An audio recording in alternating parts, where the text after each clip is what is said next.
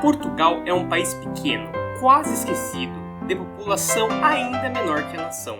Entretanto, no passado, já foi um titã, que mesmo em menor número, com menos riquezas e aliados, conseguiu diversas vezes fazer o impossível, sempre seguindo seu quase que hobby, ser pioneiro. Para entender a Odisseia de Portugal, temos de entender o início da nação portuguesa. Onde hoje é Portugal e Espanha, no ano 1000 havia um gigantesco reino mouro e vários pequenos reinos cristãos. Esses reinos resolviam suas diferenças amigavelmente pela guerra. Um desses reinos, Leão, conquistou um pedação de terra na área de Portucalis. E o rei, na tentativa de ter mais um aliado, deu parte de suas terras para seu genro, Henrique. Henrique foi um rei foda, matou mais muçulmanos, conquistou mais terras, mas ele morreu. Seu filho, Afonso, queria ter seu próprio reino, então fez o condado independente de Leão, e assim nasce Portugal, sobre a dinastia de Borgonha. O tempo passou, os mouros foram espancados, os reinos cristãos cresceram, e tudo estava dando certo para Portugal. Mas, como tudo que é bom dura pouco, o rei Dom Fernando I decidiu morrer antes de ter um herdeiro ao trono. Sua filha, Beatriz, era casada com o príncipe de Castela, e isso poderia acarretar em uma união das coroas. Grande parte dos nobres e camponeses de Portugal não queriam isso. Então, eles convocaram o filho bastardo de Dom Fernando, Dom João de Aves, para assumir o trono, iniciando, assim, a Revolução de Aves e estreando esta mesma dinastia, Aves, ao trono de Portugal. Com bem menos homens, Dom João venceu a poderosíssima Castela na lendária Batalha de Jubarrota. Portugal, então, era um rei independente, com uma nobreza e uma igreja leal à dinastia, e uma classe mercantil sedenta por tentar algo mais novo e lucrativo. Portugal tornou-se o primeiro estado centralizado. Entretanto, os lusitanos tinham um problema. Eles queriam crescer, e para isso precisavam do dinheiro vindo do comércio de especiarias com as Índias. Mas a pequena Portugal estava cercada. Ao leste havia reinos cristãos focados em matar muçulmanos, e italianos que não eram muito convidativos a quem quisesse competir com eles no comércio. Vulgo matavam. Ao norte, mais reinos cristãos, dessa vez focados em se matarem, e nenhuma especiaria.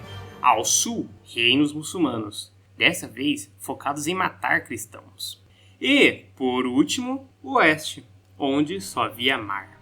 A única opção era, ao mesmo tempo, óbvia e impensável: velejar o Atlântico. Inicia-se a expansão marítima. Portugal era o reino com a melhor situação para ser pioneiro no descobrimento.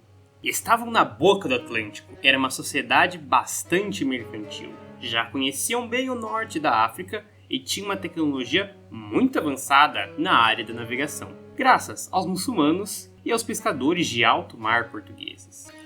As navegações iniciam-se com a conquista de Ceuta, um porto no norte da África que serviria de entreposto, e de lá os portugueses fariam o Périplo da África, que era o seguinte plano. Pois pense, se as Índias estão depois da África, vamos contorná-la, parando de tempos em tempos para reabastecer e comercializar com os locais. Porém, esse plano viria a ter alguns problemas. O primeiro chamava-se Cabo Bojador. Os portugueses sofreram para passar do atual Cabo Verde, mas em 1434 eles o fizeram.